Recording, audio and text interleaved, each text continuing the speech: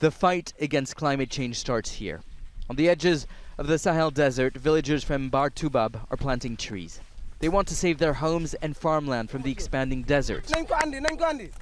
For this forest ranger, there's a sense of looming catastrophe. We are in a situation of grave danger. If we don't plant trees, we won't get the rains needed to cultivate. Already rains have dropped. We need water to feed animals and grow food, otherwise people will move.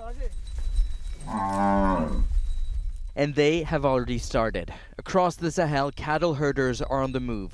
They're mainly from the Fulani ethnic group and are looking for a more temperate climate to feed their animals. That's led to conflict that's fueled by armed groups such as Boko Haram and Al-Qaeda in the Islamic Maghreb. Thousands of people have been killed in the Sahel in the fighting in the past year alone, but not in Senegal. Sergeant Goudiaby believes that's because of this tree planting project. In 2007, Senegal was among 11 African countries that pledged to plant trees in what they called a Great Green Wall from the east to the west of the continent.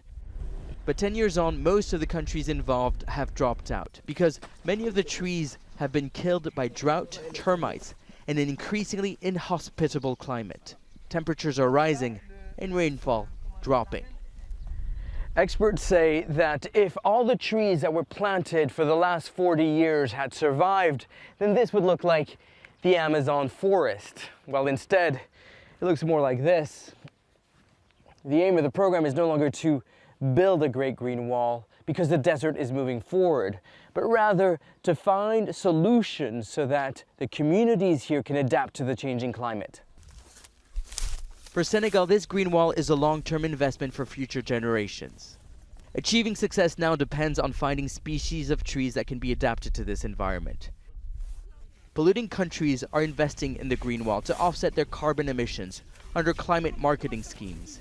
But by 2050, the global temperatures is predicted to rise by 2 degrees. The desert is rapidly expanding, and villagers here say they're racing against time to save their homes and strengthen the front line in the fight against climate change. Nicolas, Haque, Mbar Toubab, Senegal.